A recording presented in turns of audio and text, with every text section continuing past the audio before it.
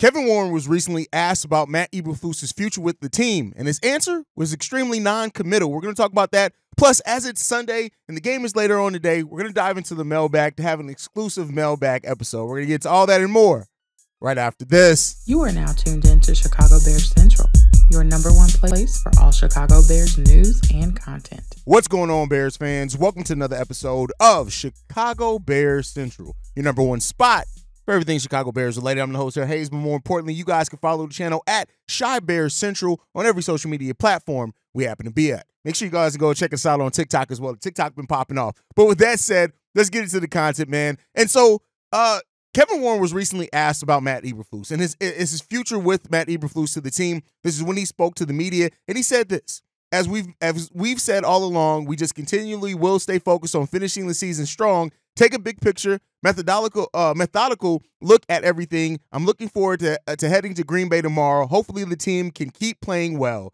Kevin Warren said. Now, that is the most non-committal answer that you can get. And while we've gotten a lot of reports lately that Matt Eberflus may be safe, that the Bears have already made that decision, that answer kind of leaves the door open a little bit to Matt Eberflus potentially being fired as the head coach at the end of the season. Now, the one thing is, right, I've said it before, even though I have my own issues with Matt Eberflus as the head coach, the improvement that this team has made from last year to this year, especially the defense with his defensive play calling, it could leave the door open to Matt Eberflus potentially returning on as the head coach of the Chicago Bears. Is it something that I would want?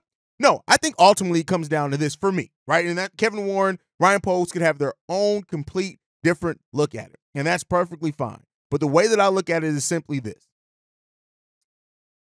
When you evaluate what you need to do with your offense, because I think either way we have seen 100% for certainty that we need to move on from Luke Getsy as the offensive coordinator. If you can find another really solid offensive coordinator to come in here and you think is going to up that ceiling of that offense under Matt Eberflus and his tutelage on the defense, fine.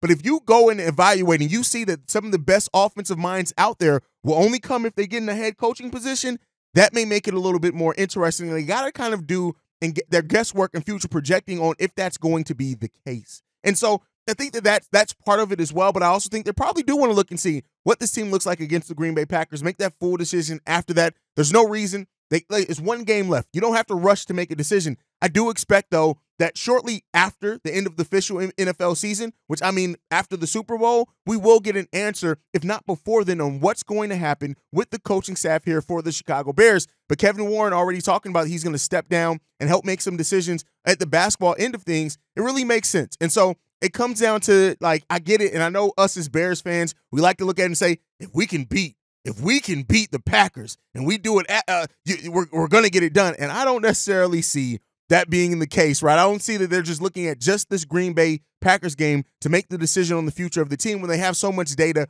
outside of just this. Now, I will say this personally. If Matt Eberflus can beat the Green Bay Packers in Lambeau Field, there's something to be said about bringing them back a little bit, right? But I think ultimately you may want to, and this is why a couple of episodes ago I did go over some of the best candidates to replace Luke Getsy as the offensive coordinator. And some of those guys could be your future head coach if you do decide to go ahead and ride out the last 2 years or just give Matt Eberflus another year to really see.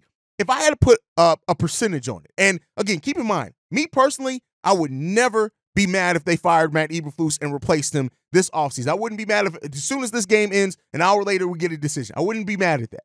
But I think that in fairness, if I had to put a percentage on guessing if Matt Eberflus is going to come back as the head coach, honestly, and I know not a lot of Bears fans aren't going to like me saying this, man, and I don't like saying it because this is not what I want to say.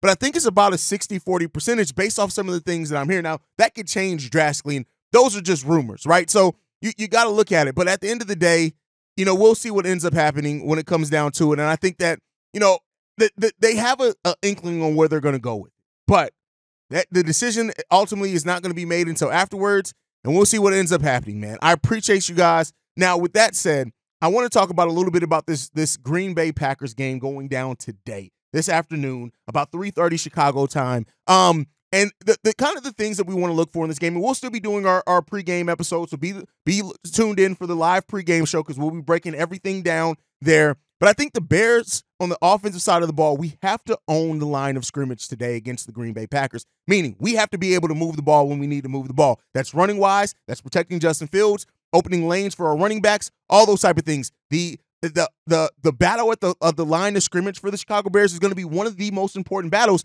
And considering how our offensive line has been up and down in their play, this is going to be a big game, I think, as well for evaluation on some of those pieces going into the future as well. We already know we need a center. We need some tackle depth. We even need probably another guard, especially with, some of our guards always being hurt like that.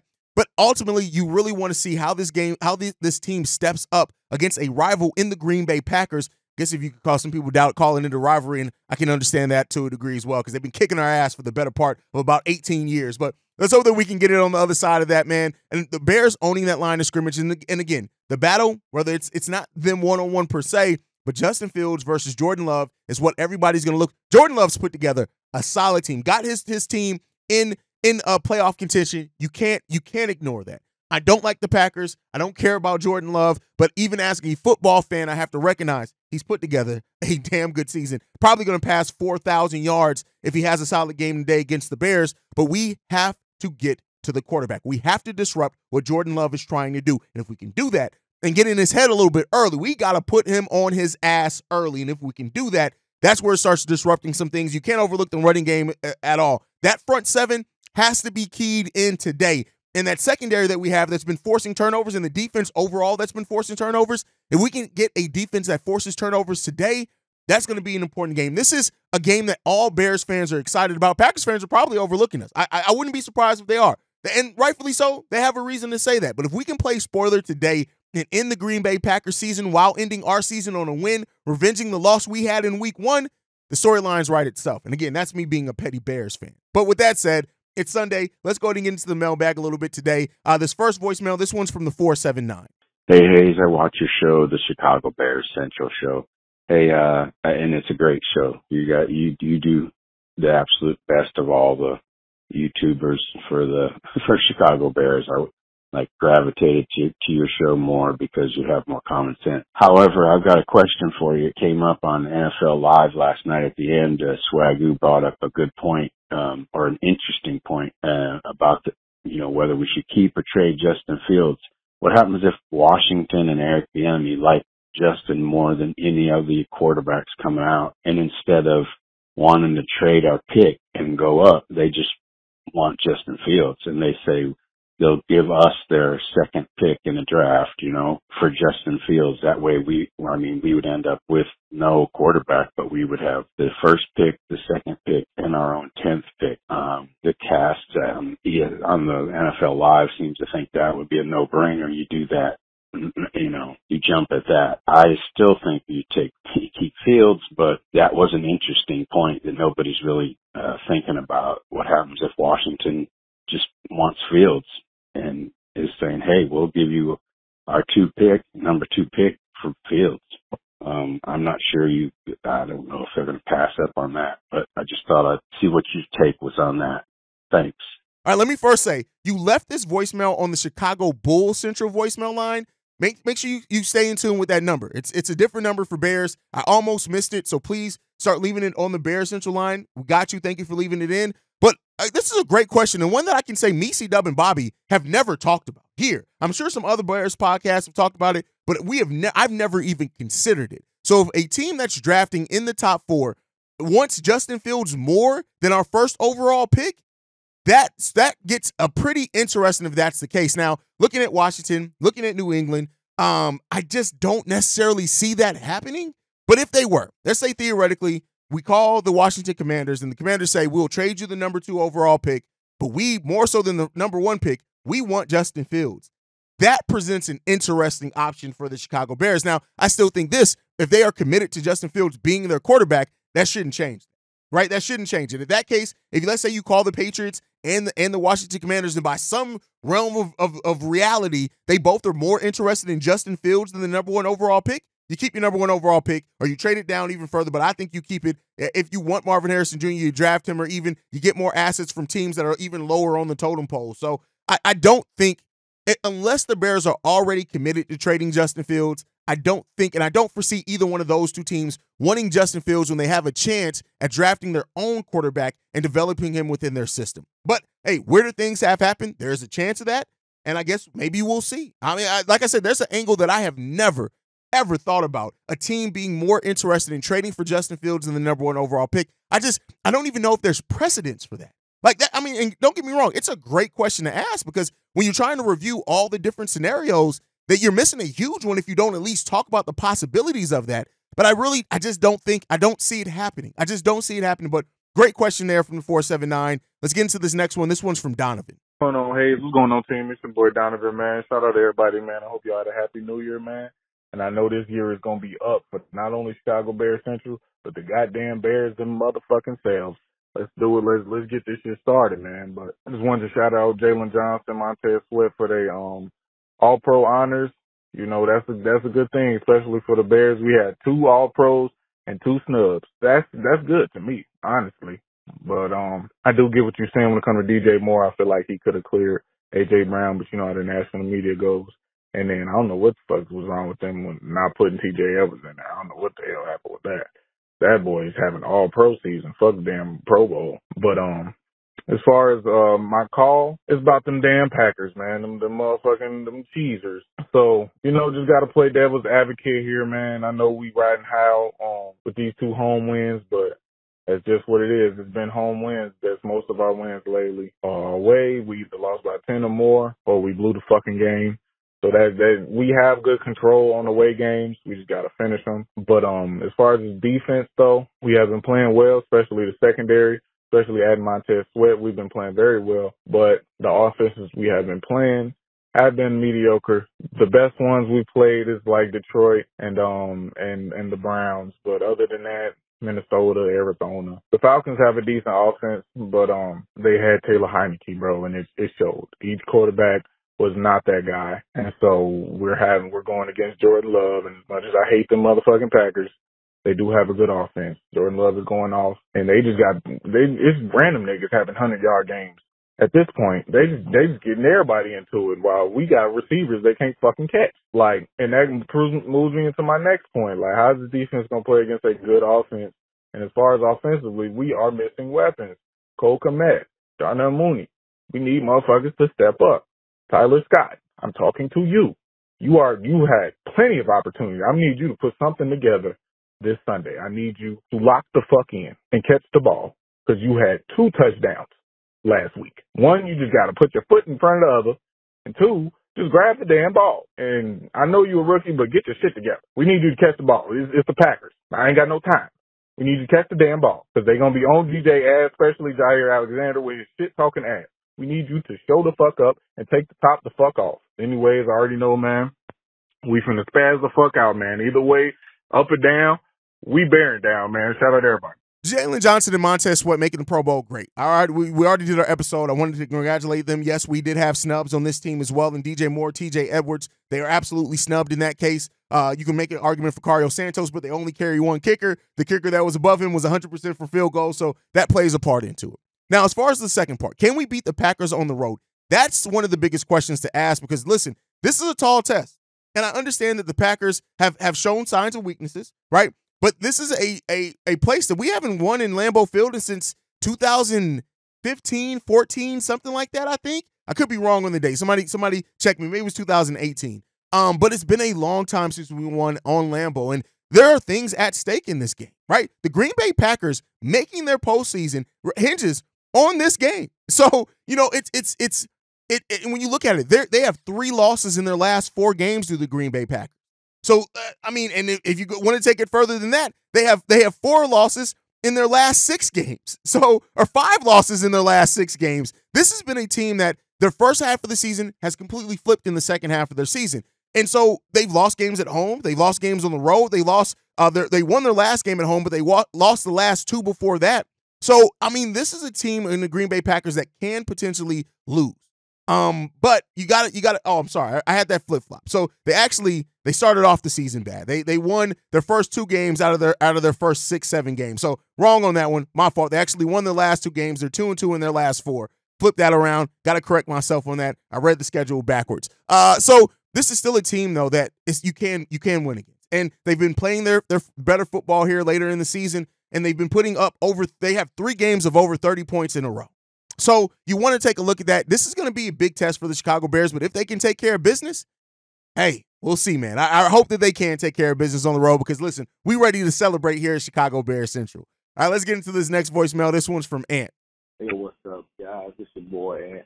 First time caller, technically second. The first one I left voicemail too long. Didn't know about the 3-minute time. But anyway, I just wanted to get on here and say, love you guys. New subscriber. You're doing what you're doing. One of my favorite, if not my top, group of guys to listen to when it comes to Chicago Bears. So y'all keep it 100, whether it's good, bad, or other.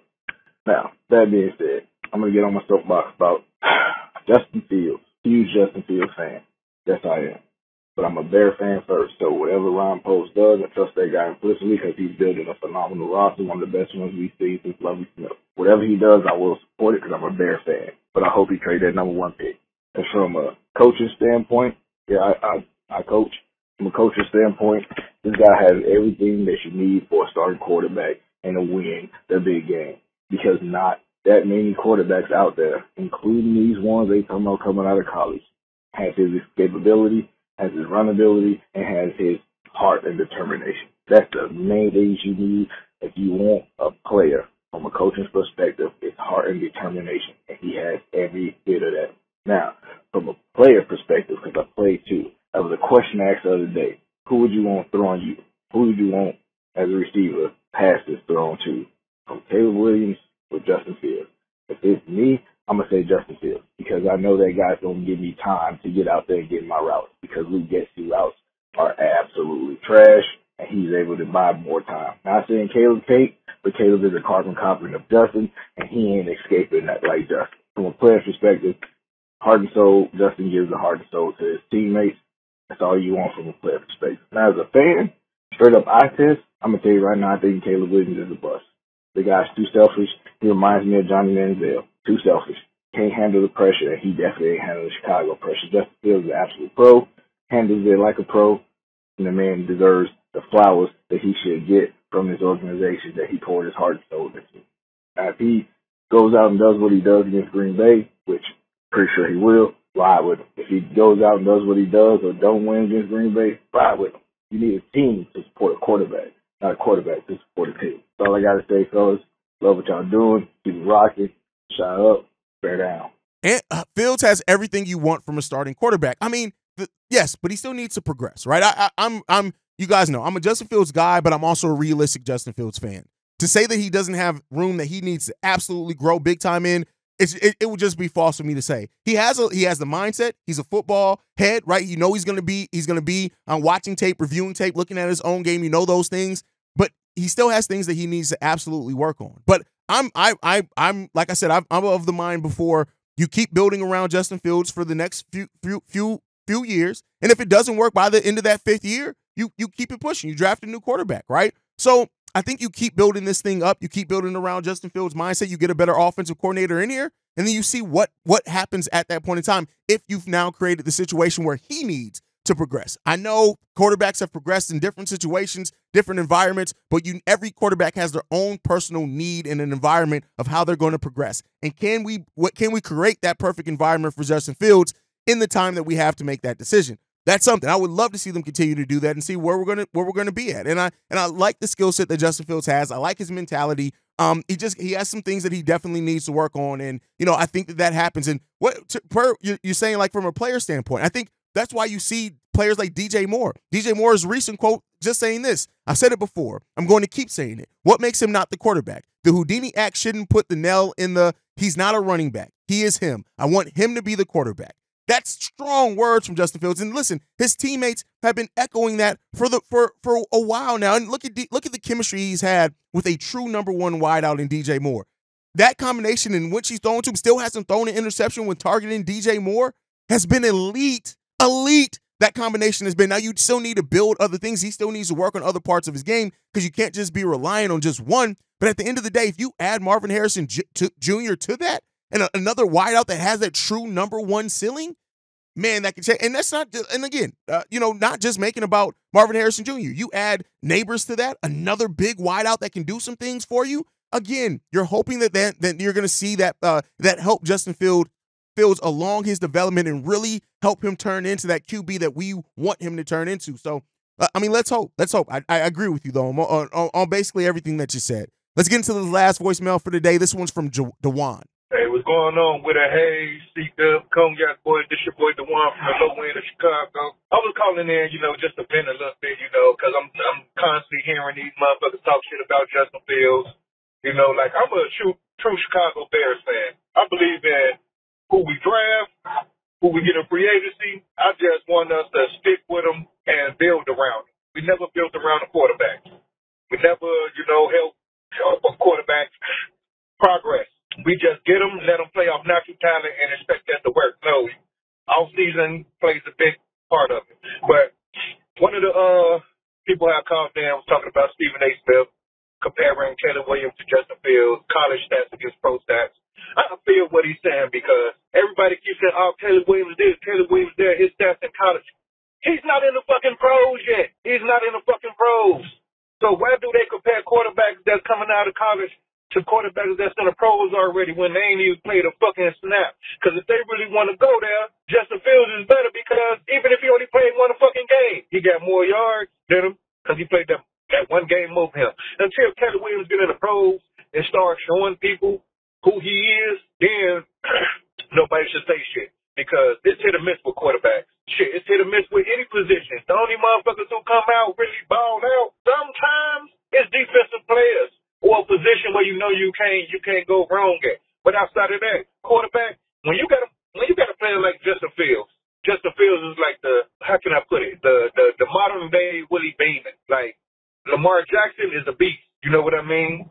And it took him a little bit of time to develop, but Baltimore had a better organization. So with Justin Fields, he's almost a beast like that too, because his legs just as good as Lamar Jackson. His arm, accuracy and all that, I think is better than Lamar Jackson. It's just that Lamar Jackson got a better line and low key. His weapons might be young, but Lamar Jackson got some fucking weapons and they got a fucking run game out this world backed up with a fucking stellar ass defense.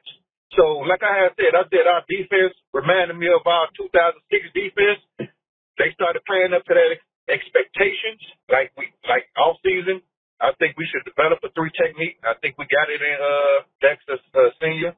I think we need to get that DN. We need to get the boys from UCLA or get Jerry Burst. But Chop Robinson is a monster too. I think I will go with a Big Ten player due to the fact Big Ten players they them blue collar players. They know how to grind. Build around Justin Fields going forward. Agreed. And I get it. A lot of Bears fans, and I say this all the time, the reason why Bears fans are so itchy and so saying, well, it's because we have the number 1 overall pick again. You don't get that a lot of times. We passed on it last year, and a lot of Bears fans are saying, why are we going to do this again if we're not sure Justin Fields is the guy? But a lot of it, too, is just Bears fans wanting their own franchise quarterback that we have not had. We've seen 2, maybe even 3 now come through Green Bay in the time that we've been looking for a franchise quarterback. You go from Favre to Rodgers to Jordan Love, who's having a really good first season starting for them. And, we want that here in Chicago. And we haven't had that to the degree and the winning that we've had for. Now, this team wins today. We won 8 games this season. If we build on that next season and win 10 to 12 games under Justin Fields and we go on a playoff berth and maybe win a playoff game and look formidable in it, then that's when you start maybe seeing fans turn on it. But until Justin Fields has that winning success that Bears fans want and we deserve, you're always going to have your naysayers around Justin Fields, and the history of quarterback does play into that. Now, as far as comparing Caleb Williams to Justin Fields, the thing I always go back to when I talk about it is looking at Justin Fields as a collegiate quarterback and looking at Caleb Williams as a collegiate quarterback. To me, Justin Fields was the better collegiate quarterback. So I get it where people are comparing him to who Justin Fields is now in the NFL, and you make a great point. You're comparing a player playing at a completely different skill level and competition to a player that's done it in the NFL. And I get it. That part of that is you're also looking at what the potential of them are, right? But when you look at it, you got it. Like I said, I understand where people come from with this. I completely understand it. I will not act like I don't understand it. But when you look at Caleb Williams and Justin Fields in their collegiate careers, Caleb Williams has a career completion percentage of 66%.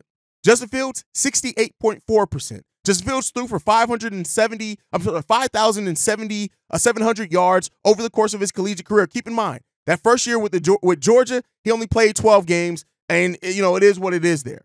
Caleb Williams, now he has passed for over 10,000 yards, but again, 7,000, over 7, almost 8,000 of that came from being in USC, and we know how deep that team is. But so again, Caleb Williams in his collegiate career, 3 years, 93 yards passing in 37 games that he played. 34 games for Justin Fields, he threw for 67 touchdowns. So you can see the give and take in that, right? And you can understand, like I said, I look at Justin Fields as being the better collegiate quarterback. He only lost 2 games his whole collegiate career.